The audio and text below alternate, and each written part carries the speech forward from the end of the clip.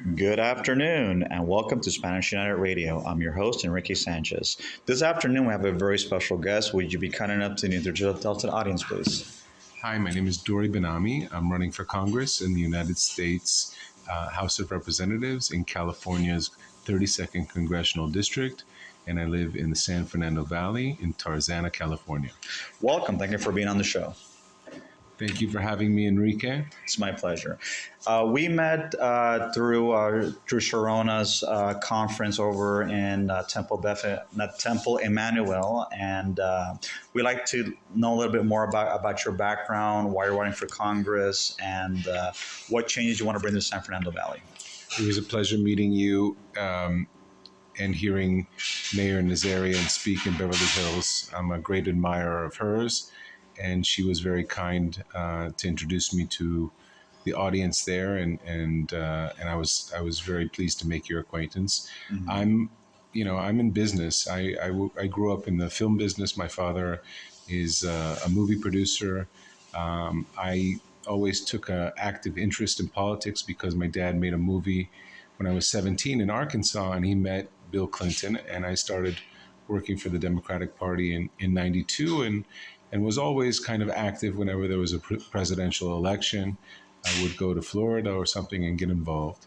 And I never thought that I would run for anything until I saw the Democratic Party move in such a frightening way away from Israel, away from Jews, and away from the center.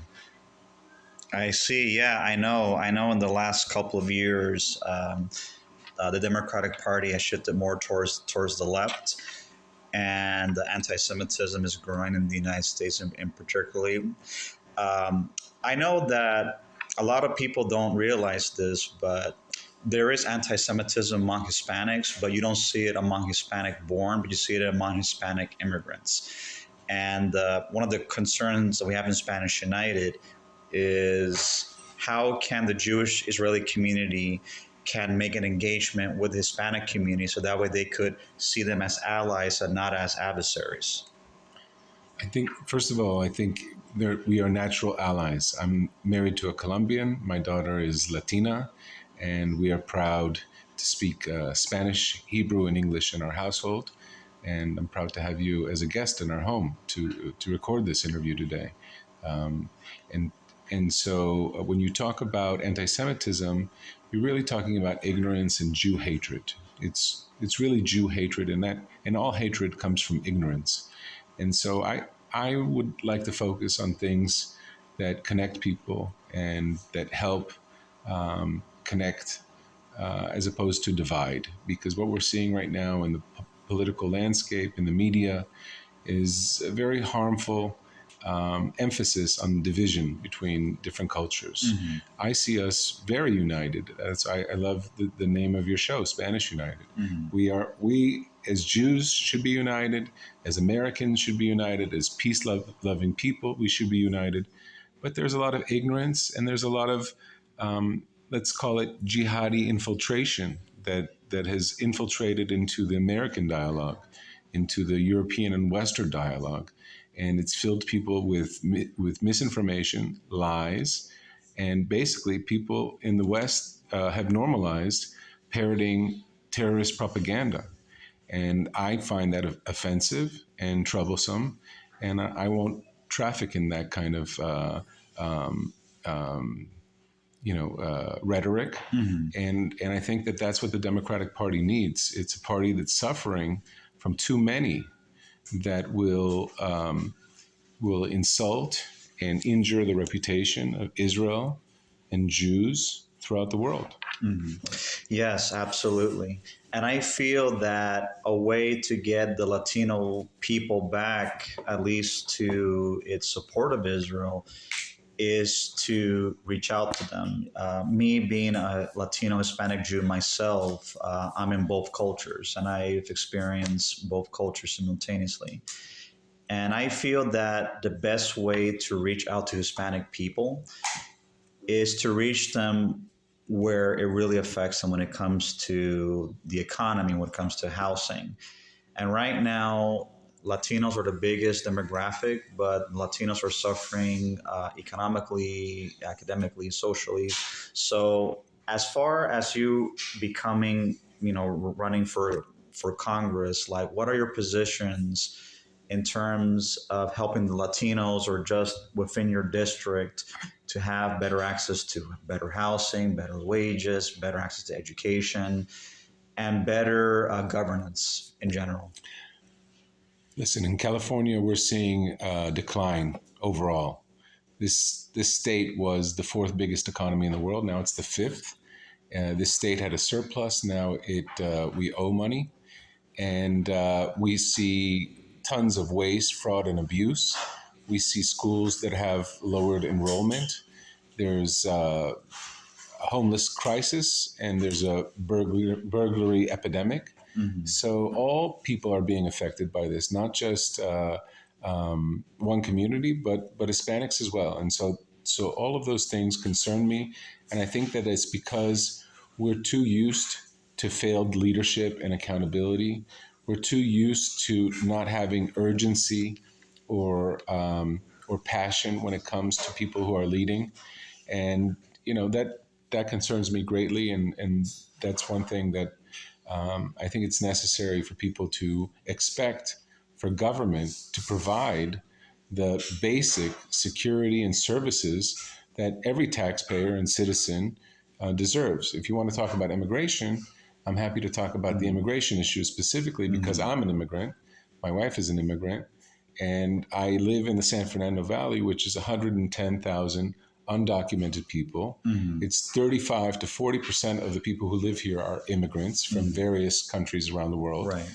And we're very proud of our heritages and our affiliation with wherever we're from, and we all can live very happy together. But the one person that doesn't get blamed, the one entity that doesn't get blamed in the theatrics between the war between California and Washington is Congress. Congress has had 30 years to resolve asylum problem and immigration problem in terms of how we fund it and fix it, in terms of the reality. Right. But and the war over the border, it turns out that we did need to beef up security in the border because sex trafficking and drugs was entering the country. Right. And I think the Hispanic community, especially, is interested in the United States having a tough and secure border, and for legal immigrants not to be, not to be tarnished by the reputation that illegal immigrants have. And Right. so, I stand with immigrants and people who seek freedom.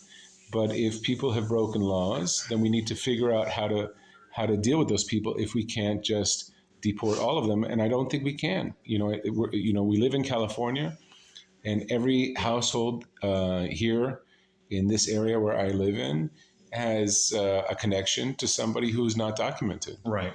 And these people are placing they're living in the shadows, and they're placing a burden on the healthcare system, on the education system, and we need to treat human beings with dignity. Right. And that's a principle of this campaign and my philosophy in general in life is we have to treat human beings and animals with dignity. And when it comes to every problem that we are dividing ourselves over, we need to find a way to come together, and that is what I'm trying to be about. I'm not trying to divide further. Right. So when we split people up into their various groups, everybody has a tendency to talk about them in ways that divide. But Right. I'd like to talk about different groups in ways that unite. Right. When I started Spanish United 5 years ago, originally it started as an outreach for the homeless. Me and my mom started it. Wow. And we did a lot of outreach. Like, for example, I think it was in 2012 2022. That was during the pandemic. There was a group of homeless people, about 20 people that we were able to take off the streets because we connected them to the tiny houses over in Wow. Eagle Rock. And I chose Spanish United because I'm united on Latino people through language and culture. Because even though Latinos are different nationalities, racially we're very diverse. Latinos are the only ethnicity that are racially diverse. You have people from all colors of the rainbow, from Right. very white to very dark and in between. And I've been able to grow this movement from a few hundred people to 1,000 people, and I've spoken to many different people from Nathan Hodgman to various political candidates, and primarily it's because the importance of Hispanic inclusion in our society. And you have mentioned something on point, that a lot of us people that are Hispanic are undocumented, and many of them are under the shadows. I myself have done a lot of outtakes with many Hispanics that have been neglected.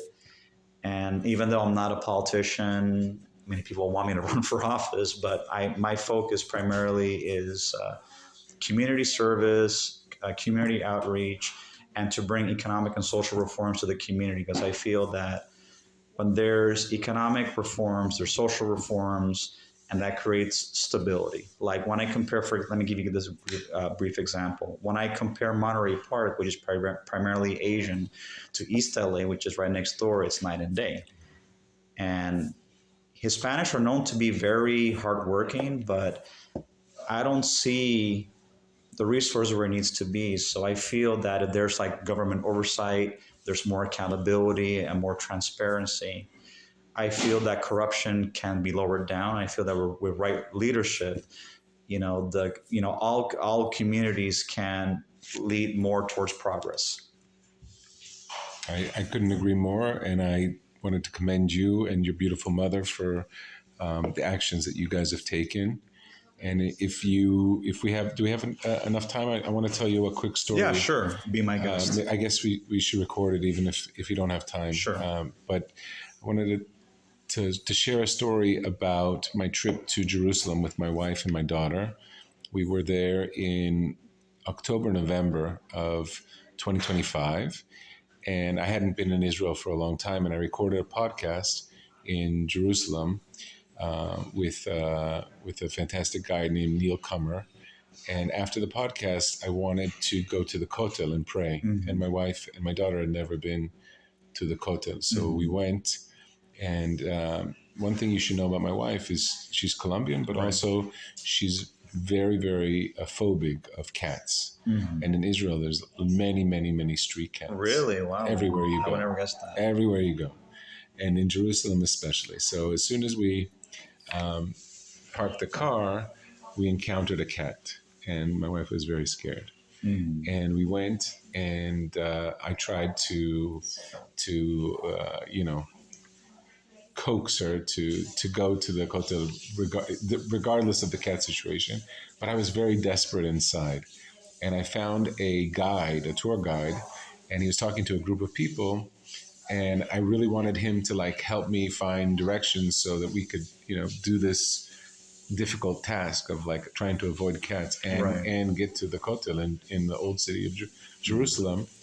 And this guide was very nice, but I noticed something. I looked at my wife, and all of a sudden her face went from fear to she had stars in her eyes, because this group was a group of Colombians that had been flown to Israel, and every single one of them was a famous actor, Miss Universe, really? Master Chef, politicians. It was a group of only Colombians, and the top people in the country. Everybody had 6 million followers or more on Instagram. The elite people of Colombia. I guess. I don't know. Influencers, the elite influencers. So we joined their group, and they were very nice, and we became friends with them, and we went to the Church of the Holy Sepulchre in the Old City, and then we went to the Kotel together, and everybody was taking pictures and doing influencer stuff, I guess. But my wife was getting to know, the a very famous actor.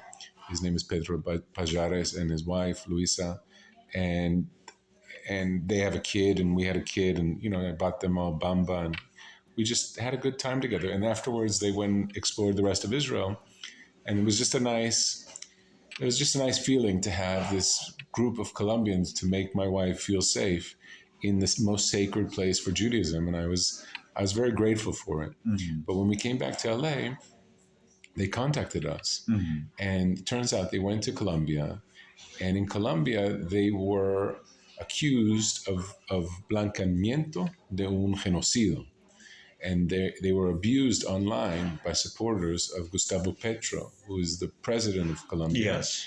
and who supports terrorists, who is a former terrorist himself. Was he part of FARC? He was a part of FARC, and Okay.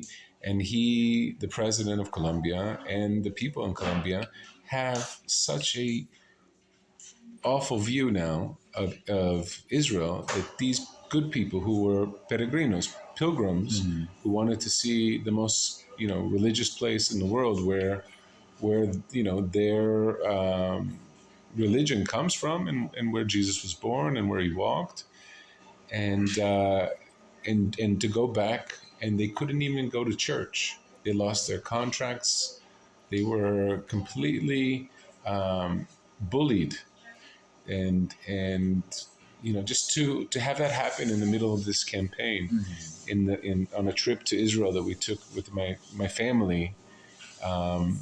It showed me that we have a great divide, even in Hispanic culture, when it Mm-hmm. comes to looking at the world, and so it's not just happening in America, where people are using outside circumstances to hate on people, Mm-hmm. and not to use terrorist information and propaganda to smear people, Mm-hmm. and this kind of bully mentality is not good for the world. We don't need this. We need people like you, who are thoughtful and who do something and take action. And I just wanted to share this chisme story of our trip to Colombia. But I find the hypocrisy.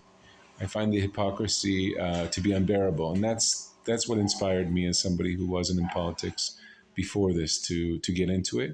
And the reason that I ended up marrying a Colombian was I was in the shoe business, and I was making shoes in Peru and in Colombia, and I was traveling there for since 2014.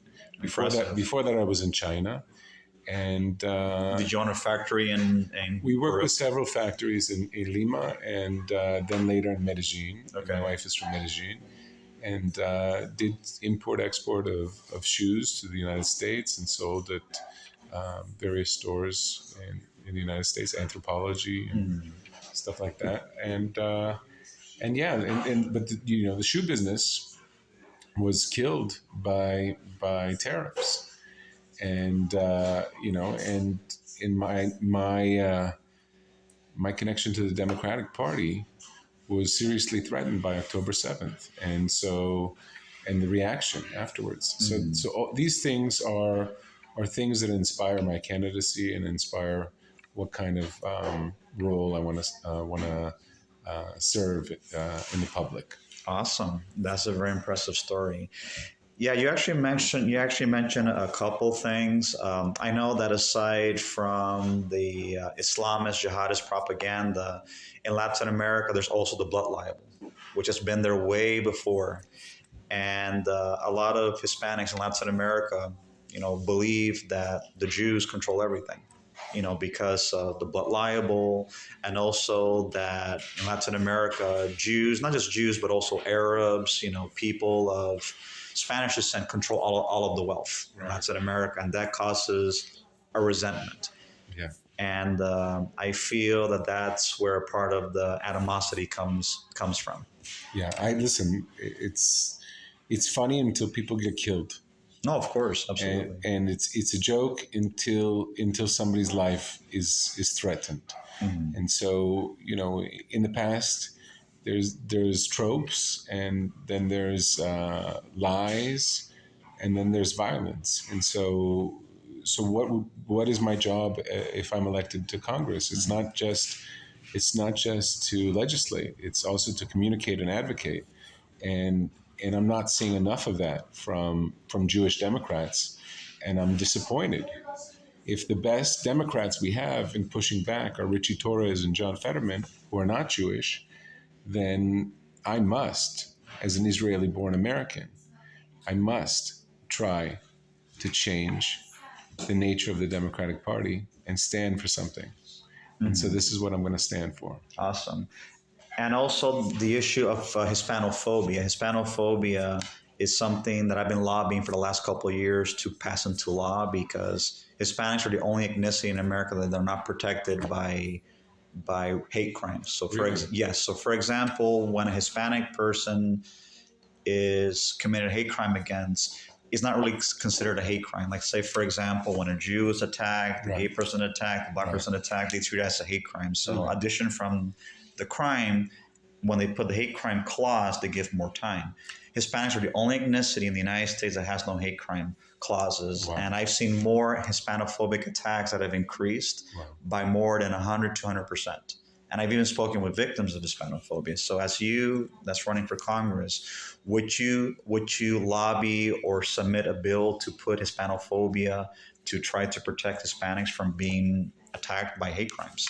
Listen, I don't know all the statistics. I just know that Jews are the number one target of religious hate crimes, and blacks are the number one target of racial hate crimes. Right. And I don't know the statistics. You've surprised me now with these statistics regarding Hispanics, but whatever the case may be, this is not something we should be proud of, and we should fight tooth and nail to stop the ignorance and stop the violence towards all communities, especially my friends in the Hispanic community who I love, mis queridos amigos, mi familia. Yo te deseo solo salud y que Dios te bendiga.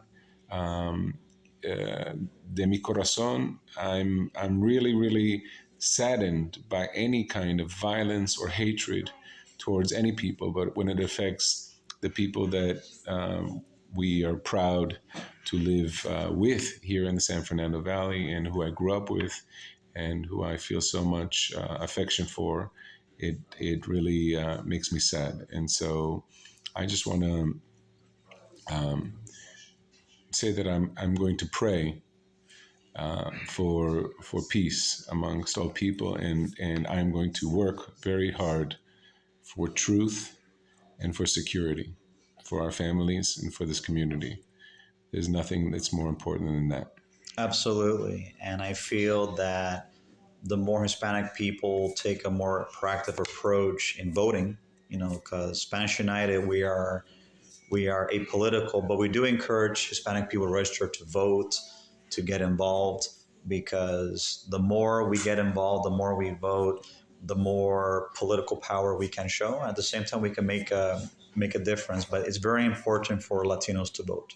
Amen, amen, amen. And I just wanted to point out that my website is doryforcongress.com, and that if you are a permanent resident in the United States or a U.S. citizen throughout the world, you can donate, and there is no donation that is too small. $18. 18 means life in Hebrew and to Jewish people. So even if you're not